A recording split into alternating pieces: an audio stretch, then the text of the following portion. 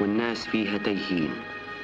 ملايين من البشر، منهم التاجر والمزارع والموظف والعامل والطالب، كل واحد منهم بيجري على رزقه وأكل عيشه. يطلع عليه النهار ما يعرفش إيه اللي هيحصل له. تلاقيه قلقان على مستقبله، عاوز يعرف بكرة هيجرى إيه، والعلم عند الله. مفيش حد راضي عن حاله، لا الفقير مرتاح ولا الغني مرتاح. الفقير بيحسد الغني على ماله، والغني بيحسد الفقير على صحته. اللي عنده ولاد طهقان منهم، واللي ما عندوش بيقول يا رب اديني.